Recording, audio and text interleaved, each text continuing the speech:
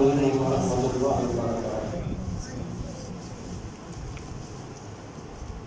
الحمد للہ رب العالمین والعاقبۃ للمتقین والصلاۃ والسلام علی رسولہ الکریم۔ یا رب لک الحمد کما ینبغی لجلال وجہک وعظیم سلطانک۔ اللهم صل على محمد وعلى آل محمد كما صليت على إبراهيم وعلى آل إبراهيم إنك حميد مجيد۔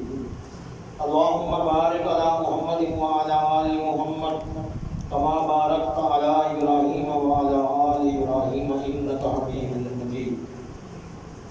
الحمدللہ روزانہ پارے کی صورت میں ہم آگے بڑھتے جا رہے ہیں۔ اللہ تعالیٰ ہمیں ہمت استطاعت عطا فرمائے۔ 21واں کا 22واں پارہ بھی شروع ہو چکا ہے اور الحمدللہ آج سے تعطیلات بھی شروع ہو گئی ہیں۔ اللہ تعالیٰ ان تعطیلاتوں کی برکتوں سے ہمیں بھی مستفید فرمائے، اور جو لوگ اس میں اعتکاف بیٹھنا چاہ رہے ہیں اللہ تعالیٰ ان کی کوششوں کو بھی برابر لائے اور ان کو استطاعت عظیم عطا فرمائے۔ سورۃ روم سے چل رہی ہے بات۔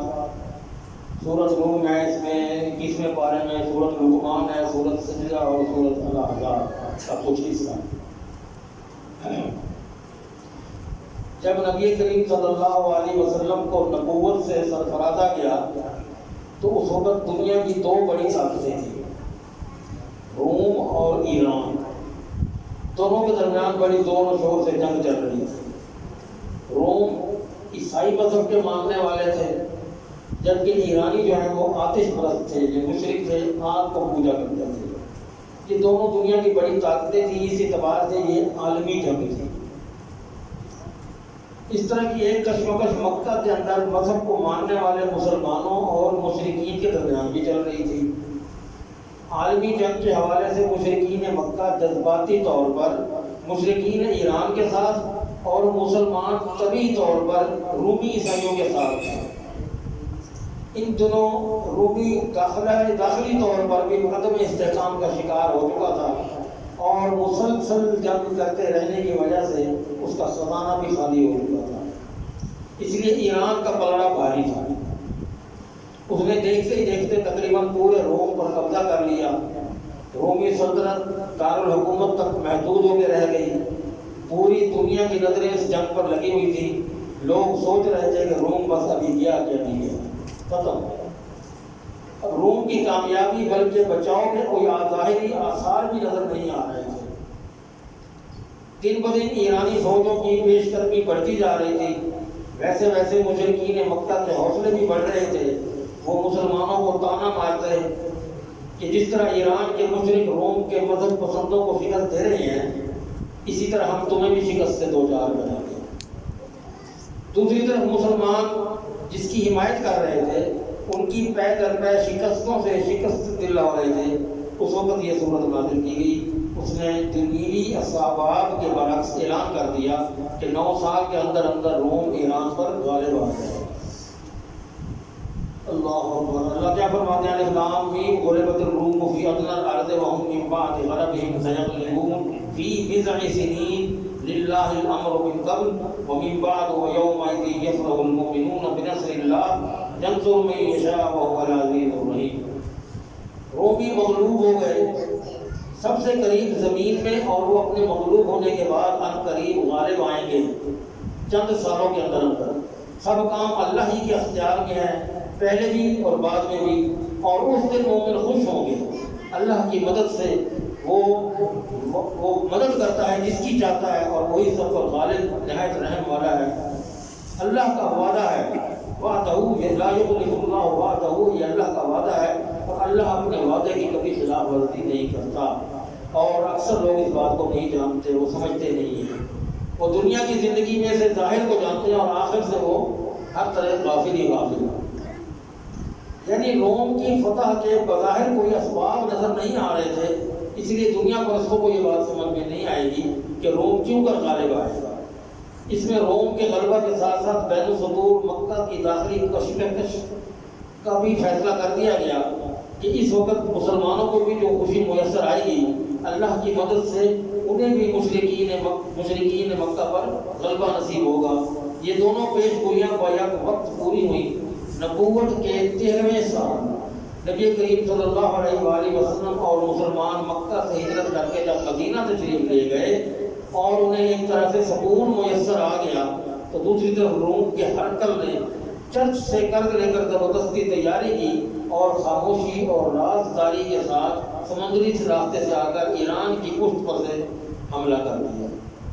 ایرانیوں کے پیش وقت مقام پیدائش، ان کا جو پیشوا تھا جو ان کا، اس کا نام تھا زرتشت، اس کے مقام پیدائش عربیہ کو تباہ کر دیا اور ان کے سب سے بڑے آتش کدے کی اینٹ سے اینٹ بجا دی۔ ایرانی فوجوں نے اسے اپنے لیے بدشگون سمجھا اور ان کے حوصلے مست ہو گئے۔ اس کے بعد وہ دوبارہ جم کر نہ لڑ سکے اور ہر محاذ پر شکست کھانے لگے۔ یہ وہی وقت تھا جب مسلمان بدر میں معرکہ کارزار سجا رہے تھے۔ قرآن مجید کی دونوں پیش گوئیاں یک وقت پوری ہوئی۔ ایک طرف روم غالب آ گیا اور دوسری طرف مسلمانوں نے بدر میں اہل مکہ کی کمر توڑ دیا۔ تیسری طرف قرآن کی روحانی فتح ہوئی، یعنی اس نے ثابت کر دیا کہ قرآن اللہ کا کلام ہے اور یہ برحق ہے۔ کہ حضرت عبداللہ ابن عباس نے اللہ کے فرمان کے مطابق فرمایا الف لام میم غلبت الروم غلبت وغلبت، یعنی کہ رومی مغلوب ہو گئے یا غالب آ گئے، دونوں طریقے سے صحیح تھا۔ اور فرمایا مشرکین پسند کرتے تھے کہ اہل ایران رومیوں پر غالب آئیں، کیونکہ مشرکین اور اہل فارس دونوں بت پرست تھے، اور مسلمان پسند کرتے تھے کہ رومی فارس والوں پر غالب آئیں، کیونکہ وہ رومی جو تھے وہ اہل کتاب تھے۔ لوگوں نے سیدنا ابو بکر رضی اللہ تعالیٰ عنہ سے اس بات کا ذکر کیا تو آپ نے اس بات کا ذکر رسول اللہ نے کیا تو آپ نے فرمایا اما انہم سیغلبون، سن لو کہ وہ یقیناً رومی بھی غالب آ جائیں گے۔ اور جب حضرت ابو بکر صدیق نے یہ بات مشرکین کو بتائی تو وہ کہنے لگے کہ ہمارے اور اپنے درمیان ایک مدت مقرر کر لو، اگر تم غالب آ گئے تو تمہیں یہ کچھ ملے گا اور اگر ہم غالب آ گئے تو ہمیں یہ کچھ ملے گا، یہ طے کر لو۔ آپ اس میں بیٹھ گئے تو سیدنا ابو بکر صدیق نے 5 سال مقرر کر لی کہ 5 سال تک ہم اس معاہدے کی حیثیت چلیں گے، مگر رومی غالب نہ آئے تو سیدنا ابو بکر صدیق نے اس کا ذکر رسول اللہ صلی اللہ علیہ وسلم سے کیا تو آپ نے فرمایا یہ مدت اس سے کم کیوں مقرر کی، 10 سے کم کیوں مقرر کی، 10 سے کم از کم 10 سال رکھنا چاہیے، تم نے 5 سال کیوں مقرر کی؟ اللہ اکبر۔ بضع جو ہے یہ لفظ کچھ سا بضع سنین کا لفظ قرآن میں آیا ہے، یہ 9 تک ہوتے ہیں، بضع کچھ سا، اگر 10 ہو جائے تو پھر وہ عشر کا لفظ آ جاتا ہے، عشر اور آمین۔ اب یہاں بضع سنین ہے، اللہ قرآن میں جو فرما رہا ہے کچھ سال، تو تم کم از کم 9 سال تو رکھتے۔ اللہ اکبر۔ اس کے بعد پھر حضرت ابن عباس فرماتے ہیں کہ بعد میں رومی غالب آ گئے۔ سفیان ثوری نے فرمایا کہ میں نے سنا کہ وہ رومی ان پر ایران یعنی ایرانی بدر کے دن غالب آئے تھے، جس دن بدر میں جنگ ہوئی تھی، ان کو پتہ ہوئی تھی، اسی دن یہ رومی غالب آئے تھے۔ اللہ اکبر۔ آگے جناب اتبعوا ما انزل الیکم من ربکم ولا تتبعوا من دونہ اولیاء قلیلا ما تذکرون۔ یہ تو تھی میں نے ایران کی اور اس کی جو جنگ کی اور سورت کے نازل ہونے کی تھوڑی سی تمہید، اس کا سیاق و سباق آپ کو پیش کیا۔ سورت کی طرف اب آگے چلتے ہیں۔ اللہ فرماتے ہیں اتبعوا ما انزل الیکم، اتباع کرو اس چیز کی جو تم پر نازل کی گئی ہے، من ربکم، تمہارے رب کی طرف سے، ولا تتبعوا من دونہ اولیاء، اور اس کے علاوہ کسی کو بھی اپنا دوست نہ مانو، اپنا ولی نہ بناؤ۔ قلیلا ما تذکرون، بہت کم لوگ اس بات کی نصیحت حاصل کرتے ہیں۔ یہ سورۃ اعراف کی آیت ہے، اس کا یہاں پر یہ حوالہ دیا گیا۔ تو یہ روایت تھی اس وقت بھی اللہ نے یہ کہا تھا کہ تم اپنے ان کو دوست مت بناؤ اللہ کے سوا کسی اور کو۔ اب سرداران قریش کو بھی یہاں پر تنبیہ کی جاتی ہے کہ اولم یسیروا فی الارض فینظروا کیف کان عاقبۃ الذین من قبلہم كانوا اشد منهم قوة واثاروا الارض وامروها اکثر مما امروها وجاءتهم رسلهم بالبینات۔ کیا وہ زمین میں چلے پھرے نہیں کہ وہ دیکھ لیتے کہ ان لوگوں کا انجام کیسا ہوا جو ان سے پہلے تھے؟ وہ زمین میں چلتے پھرتے ہیں، گھومے پھرے، دیکھیں تو جو پہلی قومیں تھیں ان کا انجام کیسے ہوا تھا۔ وہ ان سے زیادہ قوت میں سخت تھے، زیادہ طاقتور تھے، اور انہوں نے زمین کو اکھاڑا اور اسے آباد کیا، اور اس سے زیادہ لوگوں نے سے آباد کیا۔ ان کے پاس رسول اللہ صلی اللہ علیہ وسلم واضح دلیلیں لے کر آئے تھے۔ اللہ ایسا نہ تھا کہ ان پر ظلم کرنا، انہوں نے دلیلوں کا انکار کیا تھا، اس وجہ سے اللہ تعالیٰ نے ان کو پھر اس کی سزا بھی دی تھی، یعنی کہ وہ خود اپنے آپ پر ظلم کرتے تھے۔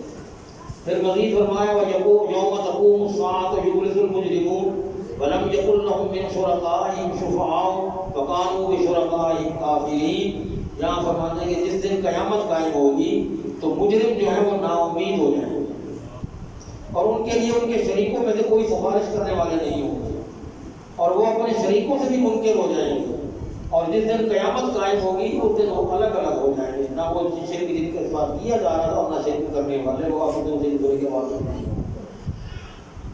پھر جو لوگ ایمان لائے انہوں نے نیک اعمال کیے، وہ عالی شان بعد میں خوش و خرم زندگی گزاریں گے، اور رہ گئے وہ جنہوں نے کفر کیا اور ہماری آیات اور آخرت کی ملاقات کو جھٹلایا تو عذاب میں حاضر رکھے جائیں گے۔ یہاں آگے آیت ہے کہ وَمِنْ آیَاتِهِ أَنْ خَلَقَكُم مِّن تُرَابٍ ثُمَّ إِذَا أَنْتُمْ بَشَرٌ تَنْتَشِرُونَ، کہ اس میں اللہ تعالیٰ کیا فرما رہا ہے کہ میں نے اس کی نشانیوں میں سے ہے کہ اس نے تمہیں حقیر مٹی سے پیدا کیا، پھر اچانک تم بشر ہو گئے جو پھیل رہے ہو، اچانک ہو گئے، اور اسے تو ایک مٹی سے بنایا، پھر اللہ نے اس کا سسٹم کو ایسا آباد کیا کہ وہ چل کر وہ چلتا اور دنیا آباد ہوتی گئی ہے۔ وَمِنْ آيَاتِهِ أَنْ خَلَقَ لَكُم مِّنْ أَنفُسِكُمْ أَزْوَاجًا لِتَسْكُنُوا إِلَيْهَا وَجَعَلَ بَيْنَكُم مَّوَدَّةً وَرَحْمَةً إِنَّ فِي ذَلِكَ لَآيَاتٍ لِقَوْمٍ يَتَفَكَّرُونَ۔ اس کی نشانیوں میں سے بھی ایک نشانی ہے کہ اس نے تمہارے لیے تمہاری بیویاں پیدا کی تاکہ تم ان کی طرف جا کر سکون حاصل کرو، ان سے آرام پاؤ، اور اس نے تمہارے درمیان دوستی اور مہربانی رکھ دی ہے۔ میاں بیوی کی جو آپس میں محبت ہے اس کی بات یہاں کی جا رہی ہے، یہ صرف میاں بیوی میں ہی پیدا ہو سکتی ہے، غیر عورت سے جب آپ غلط راستہ غلط طریقہ اپناتے ہیں، حضرات کی طرف جاتے ہیں، وہ ایک وقتی طور پر ایک نفس کی خواہش تو پوری ہوگی لیکن وہ محبت پیدا نہیں ہو سکتی جو میاں بیوی کے درمیان میں اللہ نے محبت پیدا کی ہے۔ یہ محبت بھی اللہ کی طرف سے پیدا ہوئی ہے، اس کی طرف سے یہ سکون مرد اور عورت کے نکاح سے ہی حاصل ہو سکتا ہے۔ زانیوں اور بدکاروں کو یہ نعمت میسر نہیں ہو سکتی، جو بدبخت اپنی ہوس مردوں کے ساتھ عورتوں کے ساتھ پوری کرتے ہیں، یا جانوروں سے جنسی تعلقات قائم کرتے ہیں، ایسے بھی لوگ ہیں جو جانوروں کے ساتھ جنسی تعلقات قائم کرتے ہیں، یا پھر وہ غیر عورتوں کے ساتھ اپنی ہوس پوری کرتے ہیں، تو وہ فطرت کے خلاف ہونے کی وجہ سے ہمیشہ پریشان ہی کرتی ہے۔ وہ فطرت کے خلاف جو بات کی جائے گی اللہ نے اس میں نقصان ہی رکھا ہے۔ اللہ اکبر۔ میاں بیوی کی جو محبت، اللہ نے محبت میں بڑی رحمت رکھ دی ہے، جس کی وجہ سے وہ تندرستی ہو، جوانی ہو، بیماری ہو، بڑھاپا ہو، ہمیشہ ساتھ چلتے ہیں، وہ ساتھ رہتا ہے، وہ ساتھ نہ ٹوٹنے والا ہے، سوائے موت کے۔ وہ ایک دوسرے کا سہارا بنے رہتے ہیں، ایک دوسرے کے لیے رحیم اور شفیق بنے رہتے ہیں۔ اللہ اکبر۔ پھر آگے وَمِنْ آيَاتِهِ خَلْقُ السَّمَاوَاتِ وَالْأَرْضِ وَاخْتِلَافُ اللَّيْلِ وَاخْتِلَافُ أَلْسِنَتِكُمْ وَأَلْوَانِكُمْ إِنَّ فِي ذَلِكَ لَآيَاتٍ لِلْعَالَمِينَ۔ اور اس کی نشانیوں میں سے یہ بھی ہے کہ اس آسمانوں کو اور زمین کو پیدا کیا، اور تمہاری زبانیں مختلف ہیں، کوئی بولی بول رہا ہے، کوئی بولی بول رہا ہے، کوئی بولی بول رہا ہے، کہیں کچھ بولی جا رہی ہے، نہیں زبانیں بھی اس میں مختلف دی ہیں، اور رنگ علیحدہ علیحدہ ہے، کوئی کالا ہے، کوئی گورا ہے، کوئی سمگندمی ہے، کوئی کسی کلر کا ہے، کوئی کسی کلر کا۔ اللہ تعالیٰ نے یہ سب نشانیاں بتائی ہیں کہ میں جس طرح چاہوں، جو چاہوں، جیسے چاہوں بنا سکتا ہوں۔ آگے وَمِنْ آيَاتِهِ مَنَامُكُمْ بِاللَّيْلِ وَالنَّهَارِ وَابْتِغَاؤُكُم مِّن فَضْلِهِ إِنَّ فِي ذَلِكَ لَآيَاتٍ لِقَوْمٍ يَسْمَعُونَ۔ اس کی نشانیوں میں سے یہ دن بھی ہیں، یہ رات بھی ہیں، جو دن تمہارے کام کے لیے کہا آتا ہے، رات تمہیں آرام دیتی ہے، سکون ملتا ہے اس میں تمہیں، اور تم اس میں اپنا فضل تلاش کرتے ہو۔ اس میں اور بھی بہت سی نشانیاں ہیں جو تمہیں ہم سناتے رہتے ہیں، تم ان پر توجہ نہیں دیتے۔ اور اس کی نشانیوں میں کیا ہے؟ وَمِنْ آيَاتِهِ يُرِيكُمُ الْبَرْقَ خَوْفًا وَطَمَعًا وَيُنَزِّلُ مِنَ السَّمَاءِ مَاءً فَيُحْيِي بِهِ الْأَرْضَ بَعْدَ مَوْتِهَا إِنَّ فِي ذَلِكَ لَآيَاتٍ لِقَوْمٍ يَعْقِلُونَ۔ اس کی نشانیوں میں سے ہے کہ وہ تمہیں خوف اور طمع کے لیے بجلی دکھاتا ہے، تمہیں ڈرانے کے لیے بجلی چمکتی ہے، دھڑکتی ہے، گرجتی ہے، گرتی ہے، اور آسمان سے پھر اللہ پانی بھی اتارتا ہے، پھر زمین کو اس پانی کے اترنے کے بعد وہ مردہ زمین کو بھی زندہ کر دیتا ہے، جو پڑی ہوتی ہے بنجر زمین اللہ تعالیٰ اسے کیا بات ہے۔ بے شک تمام کاموں میں اللہ کی یہ نشانیاں ہیں تمہارے لیے، جو تم اگر ان کو سمجھو، قومی یا عقل مند ہو، عقل جو ہو تمہاری تو تم ان کو سمجھو۔ وَمِنْ آيَاتِهِ أَن تَقُومُ السَّمَاءُ وَالْأَرْضُ بِأَمْرِهِ ثُمَّ إِذَا دَعَاكُمْ دَعْوَةً مِّنَ الْأَرْضِ إِذَا أَنْتُمْ تَخْرُجُونَ۔ اس کی نشانیوں میں سے یہ بھی ہے کہ آسمان اور زمین اس کے حکم سے قائم ہے۔ آسمان کو دیکھیں، اتنی بڑی چھت، اتنی بڑی چھت، کوئی ہے اس کا کوئی ستون؟ کہیں سے کوئی پلر دیا گیا ہے؟ کہاں تا حد نگاہ تک آسمان، اللہ اکبر۔ اسی طرح زمین کو دیکھیں تو کہاں تک جا رہی ہے، کس تک اس کی زمین ہے، اور جب تم ایک دفعہ پکارے جاؤ گے پھر تمہیں وہاں زمین سے پھر واپس جب نکالا جائے گا پھر تمہیں محسوس ہوگا کہ میری نشانی ہے جیسی۔ اللہ تعالیٰ ہمیں ایسے ہی سمجھنے کی توفیق عطا فرمائے۔ آگے ایک چیز اللہ تعالیٰ نے فرمایا کہ زکوٰۃ دینے سے بھی مال بڑھتا ہے، کم نہیں ہوتا، سود لینے سے مال کم ہوتا ہے۔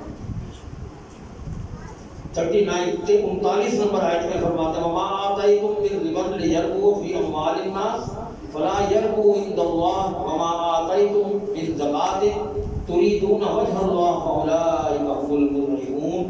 اور جو کوئی سودی قرض تم اس لیے دیتے لیتے ہو کہ لوگوں کے مال بڑھ جائیں، آپس میں سود کما کے ہم اپنے مال کو بڑھا لیں، تو اللہ کے یہاں نہیں بڑھتا، تمہارے یہاں بڑھ جاتا ہوگا، اللہ کے یہاں نہیں بڑھتا۔ ہاں جو تم زکوٰۃ دیتے ہو تو وہ تمہارے مال میں کبھی اللہ کمی نہیں آنے دیتا، وہ پاک ہے، یہ حرام ہے، وہ حلال ہے۔ پھر اللہ کے چہرے کا ارادہ کرتے ہو، اس کی طرف دیکھتے ہو، وہ کئی گنا ہے وہ بڑھانے والا ہے، وہ جتنا چاہے بڑھا دے، اس کی شان ہے۔ اب زمین میں جو فساد بچا ہوا ہے یہ سب اپنے ہمارے اعمال کا نتیجہ ہے، اللہ کی طرف سے۔ ہم اللہ اتنا ظالم نہیں ہے کہ وہ بلا وجہ ظلم کرتا رہے۔ جو بھی فساد پڑے ہوئے ہیں، ظہر الفساد فی البر والبحر بما کسبت ایدی الناس لیذیقنہم بعض الذی عملوا لعلہم یرجعون۔ خشکی میں اور سمندر میں جو فساد پھیل رہے ہیں اس کی وجہ وہ خود ہے، وہ انسان خود ہے جو اپنے ہاتھوں سے کما رہے ہیں، یہ حرکتیں کر رہے ہیں۔ پھر اللہ تعالیٰ انہیں اس کا مزہ بھی چکھائے گا جو انہوں نے کیا ہے، اور چکھا بھی رہا ہے تاکہ وہ اس حرکتوں سے باز رہا۔ سب سے بڑا فتنہ و فساد جو ہے وہ شرک ہے، یہی سے سب کچھ ہے۔ شرک سے ہی ساری چیز بگڑتی ہے، فساد پھیلتا ہے۔ جن لوگوں نے توحید و سنت کو چھوڑ دیا، اس وقت جب سے لوگوں نے توحید و سنت کو، اللہ کی راہ کو چھوڑ دیا ہے، اس وقت سے لے کر آج تک آپ اپنا موازنہ کرتے ہیں۔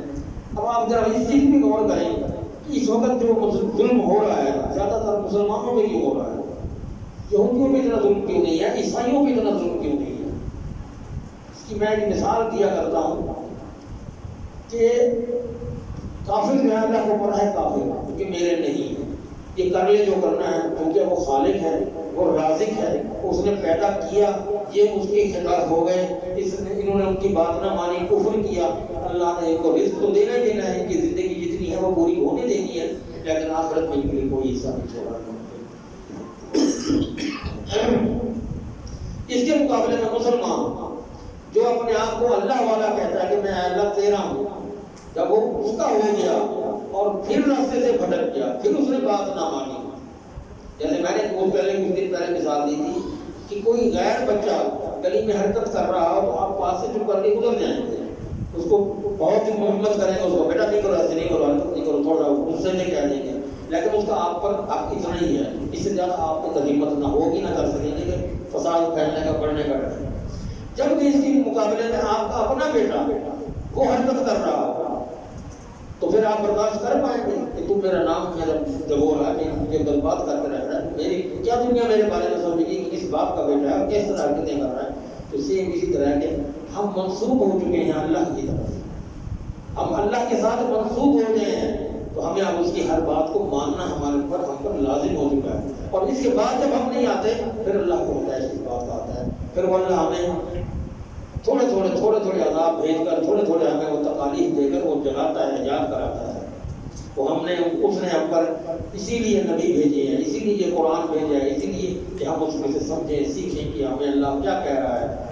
پھر آگے ہے جی ایک سورت کے آخری میں فإنك لا تسمع الموتى ولا تسمع الصم الدعاء إذا ولوا مدبرين وما أنت بهاد الأمي عن ضلالتهم إن تسمع إلا من يؤمن بآياتنا فهم مسلمون. اب یہاں اللہ تعالیٰ نبی سے فرما رہے ہیں کہ اے نبی انک لا تسمع الموتى، تم نہیں سنا سکتا مردوں کو، اپنی بات مردوں تک کو نہیں پہنچا سکتا، نہیں بتا سکتا. ولا تسمع الصم الدعاء، اور نہ ان بہروں کو تیری بات سمجھ میں آتی ہے کہ جو بہرے ہیں وہ بھی نہیں سن سکتے. اور اذا ولوا مدبرین، جب وہ منہ پھوڑ کر پیچھے واپس چلے جاتے ہیں تیری بات کو تک نہیں پہنچتی، نہ تو انہیں بتا سکتا ہے.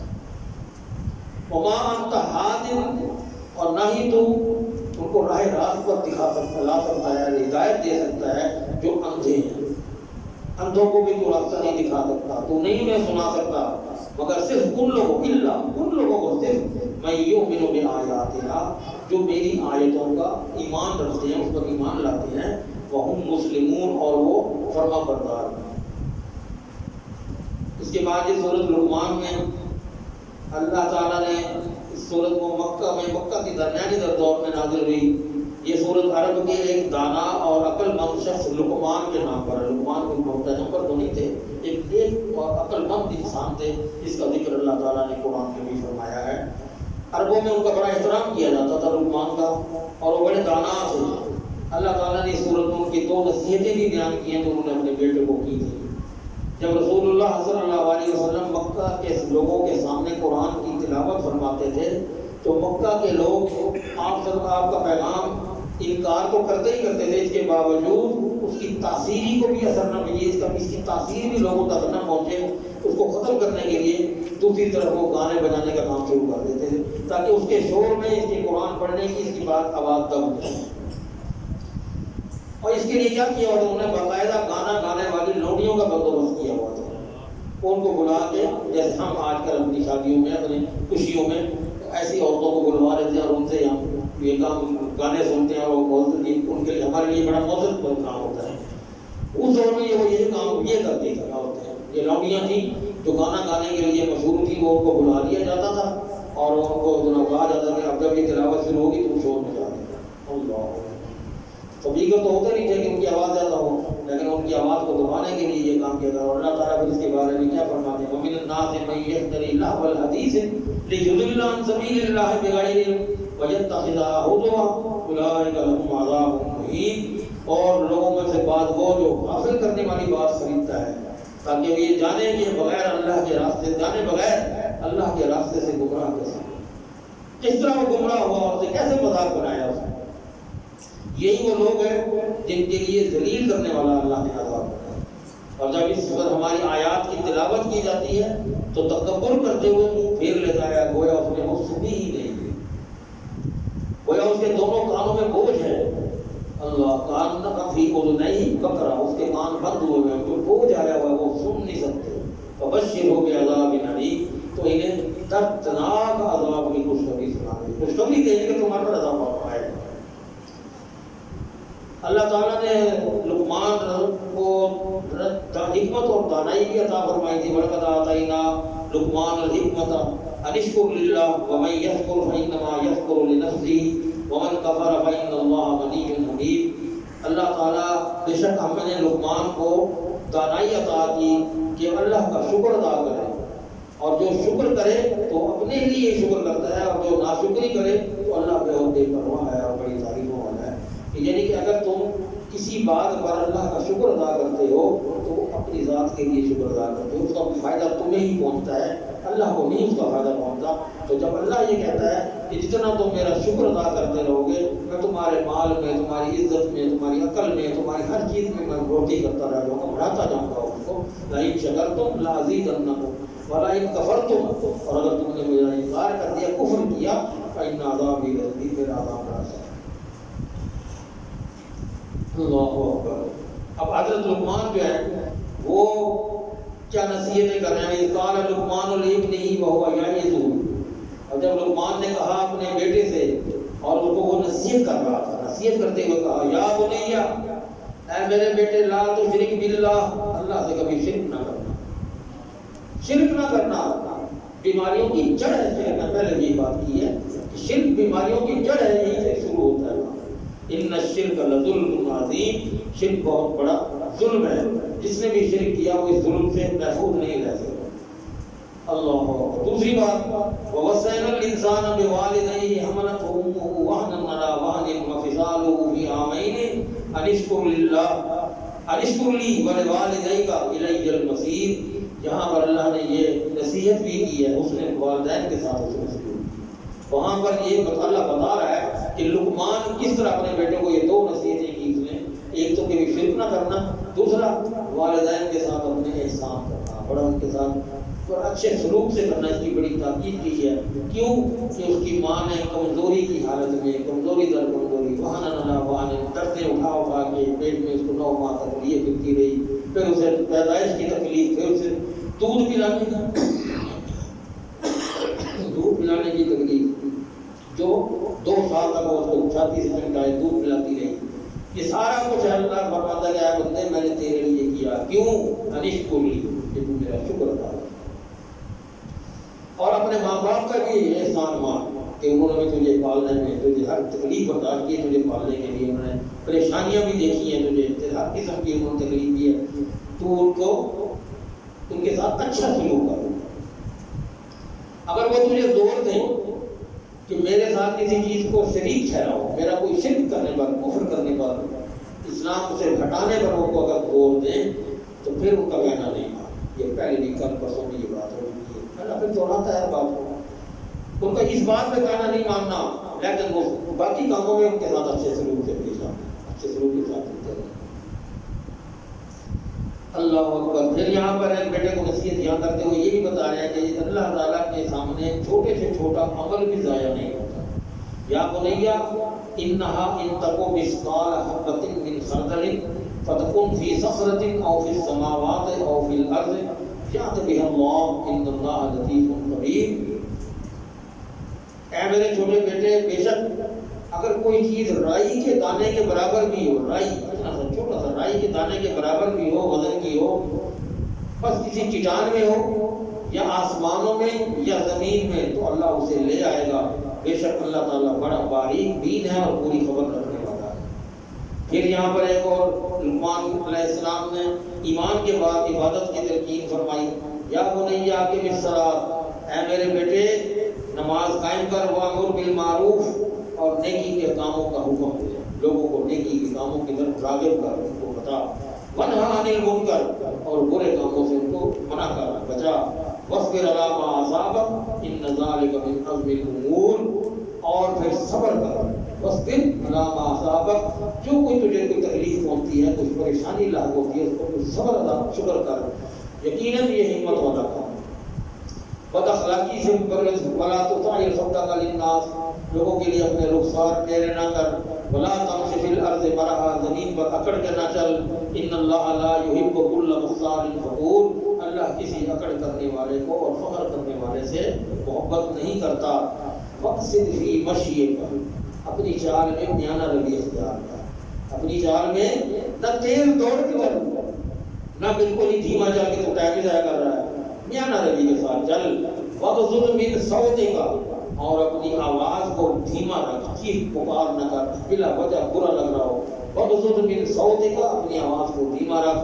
ان انکر الاصوات لصوت الحمیر, دنیا میں سب سے بری آواز گدھے کی آواز. تو اللہ نے انسان کے بلا وجہ چیخ و پکار کر کے پکارنے پہ, چلانے میں اللہ نے منع کیا کہ تو اس طرح نہ کر جس طرح گدھے کی آواز سب سے بری ہے, تو اس کی طرح تیری آواز نہ کی جائے, شمار نہ ہو جائے, گدھوں میں شمار نہ ہو. اللہ اکبر. آگے جی سورۃ سجدہ آ گئی. اس میں اللہ تعالیٰ نے اپنی نعمتوں کا بڑا ذکر کیا ہے.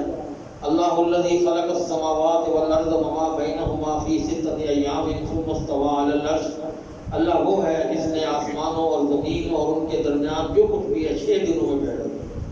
یہ 6 دن کا کام ہوا ہے. آسمان 7 آسمان ہے, زمین ہے, اور درمیان میں جو کچھ بھی ہے, چاند سورج ستارے جتنے جو کچھ بھی ہے 6 دن. ثم استوى علی العرش, پھر وہ اپنے عرش پر بلند ہوا, مستوی ہوا. ما لکم من دونہ من ولی ولا شفیع, اس کے سوا تمہارا نہ کوئی دوست ہے نہ ہی کوئی سفارش کرنے والا ہے۔ افلا تتذکرون، کیا تم نصیحت کیوں نہیں حاصل کرتے، کیوں نہیں نصیحت پکڑتے تھے؟ یہ ساری چیزیں میں بتا پاؤں گا، اللہ تعالیٰ اپنے انعامات، اپنی نوازشیں، اپنے کرم، اپنی رحم کرنے کی سب کچھ چیزیں بتا جا رہا ہے، اور ہم ہیں کہ ٹس سے مت لیے، ہم کیوں نہیں سنتے؟ يدبر الامر من السماء الى الارض ثم يعرض اليه في يوم كان مقداره 1000 سنه مما تعدون ذلك عالم الغیب والشہادۃ العزیز الرحیم۔ وہ آسمان سے زمین تک ہر بات کا، ہر معاملے کا تدبیریں کرتا ہے، اس کے حق میں نے کس طرح کس کام کو کیسے انجام دیا ہے، اس نے جو نظام بنا دیا ہے اس پر جب اپنی نگاہ بھی رکھے ہوئے کہ کوئی بگڑ تو کوئی بگڑ نہیں سکتا، لیکن اس کے باوجود بھی اللہ نے اس تقدیریں اپنی رکھی ہوئی ہیں کہ ہر کام کی طرف اس کی نگاہ ہے، اور کون کس اپنے راستے میں جس طرح چل رہے ہیں، جس طرح ان کی ڈیوٹیاں لگ چکی ہیں وہ ہو رہی ہیں کہ نہیں ہو رہی۔ اللہ اکبر۔ پھر وہ معاملہ اس کی طرف ان دن میں اوپر چلا جاتا ہے جس کی مقدار 1000 سال ہے، جس حساب سے جو تم شمار کرتے ہو، جو تم گنتے ہو، 1000 سال کا وہ ایک دن گنا جائے گا، وہ قیامت کا۔ اللہ اکبر۔ وہی غائب اور حاضر کو جاننے والا ہے، اور سب پر غالب اور نہایت رحم کرنے والا ہے۔ آگے فرماتے ہیں الذی احسن کل شیء خلقہ وبدأ خلق الانسان من طین ثم جعل نسلہ من سلالۃ من ماء مہین۔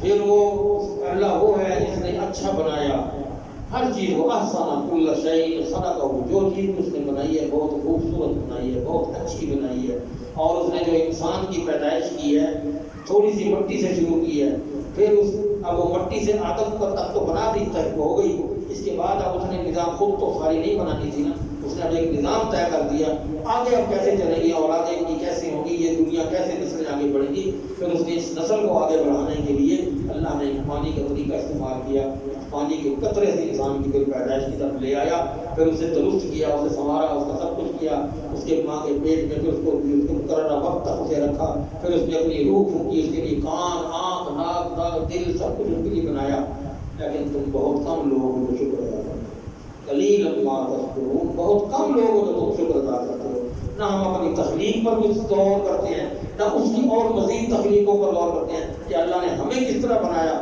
باقی چیزیں کس طرح بنی ہوئی ہیں، نہ ہمارے پاس شکر کرنے کا نہ وقت ہے، نہ ہمارا دماغ کام کرتا ہے۔ قلیلا ما تشکرون، تم بہت تھوڑے لوگوں کو جو شکر ادا کرتے ہیں۔ اللہ اکبر۔ اب آگے جائیں فرماتے ہیں، موازنہ کرتے ہیں مشرکین کا اور مومنوں کا۔ اللہ رب العزت کہتے ہیں افمن کان مؤمنا کمن کان فاسقا لا یستوون، کیا مومن اور فاسق کبھی برابر ہو سکتے ہیں؟ جو مومن ہے اور فاسق ہے وہ کبھی برابر نہیں ہو سکتے۔ اما الذین آمنوا وعملوا الصالحات، جن لوگوں نے ایمان لائے جو لوگ اور انہوں نے نیک اعمال کیے، فلہم جنات المأوی نزلا بما كانوا يعملون، تو ان کے لیے رہنے کے لیے باغات ہیں، جنتیں ہیں، جنت میں باغات ہیں اس مہمانی کے بدلے جو وہ کیا کرتے تھے، اللہ پھر وہاں مہمانی کرے گا۔ اور یہ وہ لوگ ہیں جنہوں نے نافرمانی کی، وہ لوگ وَأَمَّا الَّذِينَ فَسَقُوا فَمَأْوَاهُمُ النَّارُ، جن لوگوں نے نافرمانی کی، اللہ کے کسی کام کو، حکم کو نہ مانا، تو ان کے لیے پھر آگ ہی ٹھکانا ہے۔ اور جب کبھی وہ چاہیں گے اس میں سے نکلیں، لیکن نکلنے نہیں دیا جائے گا، وہ پھر بات کو دھکیل دیا جائے گا، لوٹا دیا جائے گا، اور ان سے کہا جائے گا ذوقوا عذاب النار الذی کنتم بہ تکذبون، اس آگ کا عذاب چکھو جسے تم جھٹلایا کرتے تھے، جتنا تم پر نعمتیں آتی تھی تم جھٹلاتے تھے، آج اس کا عذاب چکھو۔ پھر یہاں ایک اور آیت ہے وَلَنُذِيقَنَّهُم مِّنَ الْعَذَابِ الْأَدْنَىٰ دُونَ الْعَذَابِ الْأَكْبَرِ لَعَلَّهُمْ يَرْجِعُونَ۔ یہ میں نے کچھ دن پہلے بھی اس آیت کا ترجمہ تشریح کی تھی کہ اللہ تعالیٰ فرماتے ہیں کہ ہم اپنی اس قوم کو، اپنے لوگوں کو جو راستے سے بھٹکتے جا رہے ہیں، جو وہ راستہ چھوڑ رہے ہیں، اس کے لیے اللہ فرماتا ہے ان کو میں کیا کرتا ہوں، اس بڑے عذاب سے بچانے کے لیے، جو قیامت پر، قیامت والے دن ان کو جو عذاب ملنا ہے، اس عذاب سے بچانے کے لیے میں چھوٹے چھوٹے عذاب دیتا ہوں۔ وہ چھوٹے چھوٹے عذاب کیا ہیں؟ کبھی سیلاب آ گیا، کبھی کرونا آ گیا، کبھی زلزلہ آ گیا، کبھی کوئی بیماری آ گئی، ملک میں کوئی بیماری پھیل گئی، کبھی کوئی تکلیف، کبھی کوئی تکلیف۔ یہ چھوٹے چھوٹے عذاب اللہ تعالیٰ دے کے ہمیں جھنجھوڑ رہا ہے، جھنجھوڑ کے وہ کیا کہتا ہے؟ واپس آ گیا، آ جاؤ لعلہم یرجعون، میں اس لیے ان کو یہ ڈرا رہا ہوں، یہ چھوٹے چھوٹے عذاب اس لیے دیتا ہوں تاکہ یہ میری طرف واپس لوٹ آئیں۔ اللہ اکبر۔ ومن اظلم ممن ذکر بآیات ربہ ثم اعرض عنها انا من المجرمین منتقمون۔ اس سے بڑا ظالم کون ہے جسے اس کے رب کی آیات کے ساتھ نصیحت کی گئی پھر اس نے ان سے منہ پھیر لیا۔ پھر اللہ تعالیٰ کہتا ہے کہ میں پھر مجرموں سے خود ہی انتقام لینا جانتا ہوں، انا من المجرمین منتقمون، ہم سے خود ہی انتقام لیں۔ اس کے بعد یہ سورۃ احزاب آ گئی ہے، اس میں بھی وہ سارا مسلمانوں کا اور منافقین کا سارا اس میں بیان ہے کہ کس طرح وہ منافقین مسلمانوں کو تنگ کرتے تھے۔ ایک یہاں پر وہ جنگ کی وہ کیفیت رہی، اس کا بھی ذکر ہے کہ کس طرح وہ خندق ایک نہر کھودی گئی تھی، اس کو میں تھوڑا سا آپ کو بیان کر دیتا ہوں۔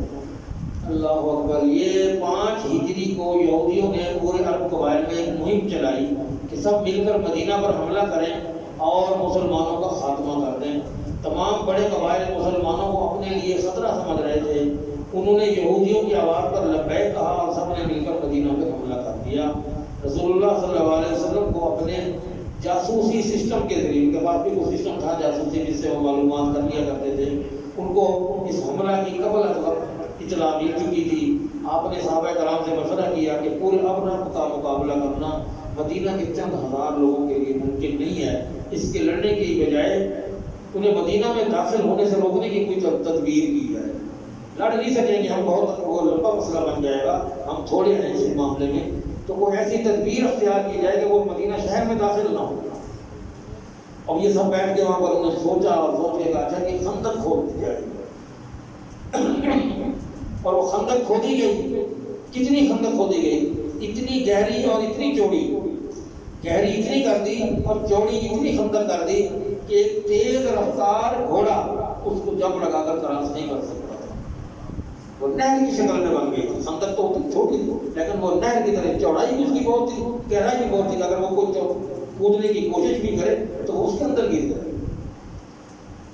اور ایک اور کام یہ کیا، اللہ کر دیتا ہے نا، اللہ نے انسان کی مدد کرنی ہے، تو جو نہر کھودی گئی اس کی جتنی ساری مٹی تھی وہ ادھر مدینہ کی طرف ساری ادھر کنارے پہ لگا دی تاکہ یہ مورچہ بن جائے، پورا خالی ہو جائے، نہر کا پرلا حصہ خالی تھا، جتنی مٹی بیچ میں سے نکلی تھی وہ اس طرف لگا کر اس کو اپنا مورچہ بنا لیا، دفاعی جگہ پر اپنے لوگوں کو بچا دیا کہ یہاں تک وہ تو کود نہیں سکیں گے، اس میں سے کود کے آئیں گے تو ان کو ہم نظر نہیں آئیں گے، ہم دفاع ہم ان کو دیکھ رہے ہوں گے، تو وہ مورچے کی صورت میں وہ مٹی ساری ادھر لگا دی تھی۔ اللہ اکبر۔ جب دشمن مسلمانوں کو ختم کرنے کے عزم کے ساتھ مدینہ میں وارد ہوا تو خندق کو دیکھ کر دانت بیست کر رہ گیا، اور انہوں نے پروگرام کو یہ بنا لیا کہ یہودیوں کو ساتھ ملا کر نہیں، یہ ہمارا نہیں ان کو مقابلہ کر سکیں گے، اب کیا کرنا ہے، اندر چلے جائیں، مسلمانوں میں اندر گھس کے ان کو ان کے ساتھ ان کو حملہ کریں، اندر گھس کے، یہ وہ منافقوں والا کام کہ ان کے بیچ میں بیٹھ کے اگر ہم ان کے ساتھ منافقت کے ذریعے کو آیا ہے۔ اب یہودی جو پہلے مسلمانوں کے ساتھ آتے تھے انہوں نے بھی اس موقع کو غنیمت جانا اور اندر سے حملے کے لیے تیار ہو گئے۔ اس موقع پر ایک کافر سردار مسلمان ہوا اور رسول اللہ صلی اللہ علیہ وسلم نے اس کے ذریعے مشرکین اور یہودیوں کو ایک دوسرے اکٹھا کر دیا، ایک دن اکٹھا کر دیا اور یہ ان کی پلاننگ فیل کر دی کہ وہ اب ان کے اندر آ کر ان میں بیٹھ کر منافقت کے ذریعے کیوں نہیں آ سکتے۔ یہ منافقوں کا کردار جو اللہ تعالیٰ نے بتایا، پھر اللہ نے مومنوں کا کردار کے بارے میں بتایا۔ جب مومنوں نے لشکروں کو دیکھا تو انہوں نے کہا یہ وہی ہے جس کا اللہ اور اس کے رسول نے ہم سے وعدہ کیا تھا، اور اللہ اور اس کے رسول نے سچ کہا اور اس سچ نے ان کو ایمان اور فرما برداری میں ہی زیادہ کیا تھا۔ مشرکین کی فوج ناکام واپس ہو گئی اللہ تعالیٰ کے فضل سے۔ وَرَدَّ اللَّهُ الَّذِينَ كَفَرُوا بِغَيْظِهِمْ لَمْ يَنَالُوا خَيْرًا وَكَفَى اللَّهُ الْمُؤْمِنِينَ الْقِتَالَ وَكَانَ اللَّهُ قَوِيًّا عَزِيزًا۔ اللہ نے ان لوگوں کو جنہوں نے کفر کیا ان کے غصے سمیت لوٹا دیا، انہوں نے کوئی بھلائی حاصل نہ کی اور اللہ مومنوں کو لڑائی سے کافی ہو گیا، اور ہمیں اللہ ہمیشہ سے بے حد قوت والا ہے، سب پر ہمارے ہوئے۔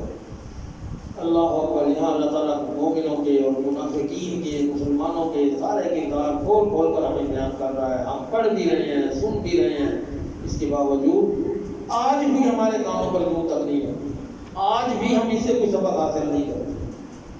یہ قرآن باقی کتابیں تو ایک وقت کے لیے ایک قوم پر نازل ہوئی تھی، جو بعد میں منقطع ہو گئے. اب ہمیں ان پر ایمان کی حد تک اللہ کی کلام تو ماننا ہے ان کو، لیکن عمل کو کرنا ان پر، ان کتابوں پر عمل کرنا، اس آئین پر، اس قانون پر، اس کے اندر جو لکھا ہے اس پر عمل کرنا وہ ہمارے لیے فرض نہیں رہا. ہمارے لیے اب یہ آخری آ گیا. اللہ نے یہ آئین بھیج دیا، یہ قانون بھیج دیا. کیوں؟ اس کے بعد نہ کوئی نبی آنا ہے، نہ کسی کو اور کو کتاب آنی ہے. یہ کتاب آج بھی ہے، یہ قیامت تک کے لیے انسانوں کے لیے ہے. اور یہ ہم اس کو یہ سمجھ کر اس کی طرف منہ پھیر لیتے ہیں تو یہ عام چیز ہے. یہ اس وقت اللہ نے نازل کی تھی. یہ ہمارے جو دوسرے فرقے کے لوگ ہیں، یہ بھی اس وقت کی باتیں تھیں. اس وقت لوڑیاں ہوتی تھیں، اس وقت فلان ہوتا تھا، اس وقت. ارے بھائی قرآن تو اللہ نے قیامت تک کے لیے بھیج دی ہے. کون سی چیز ایسی کہ جس میں اللہ نے قرآن کو یہ نہیں کہا، قرآن میں نہیں بتا دیا کہ میں نے یہ آج شکایت کے بعد میں بدل دوں گا. کوئی آیت بدلی گئی ہے آج تک؟ یہ تو اسی طرح رہنی ہے. یہ تو اللہ نے نازل کر دیا اور اس کا اثر اللہ تعالیٰ نے ہم سب کو عمل کرنے کی توفیق دی اللہ تعالیٰ. اور بس پھر آگے طے کرتے ہیں انشاءاللہ کہ کل وائسنے کی کرے گی تیاری. اللہ تعالیٰ ہمیں سننے سمجھنے کی اور اس پر عمل کرنے کی توفیق عطا فرمائے. ہمارا یہاں آنا ملنا بیٹھنا اللہ تعالیٰ اس کے قائم رکھے. جیسے آج ہم یہاں پر اس مسجد میں اکٹھے ہوئے بیٹھے ہیں، اللہ ہمیں جنت میں بھی اسی طرح اکٹھے رکھا.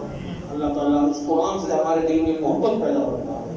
وآخر دعوانا الحمد للہ رب العالمین. جزاکم اللہ خیرا.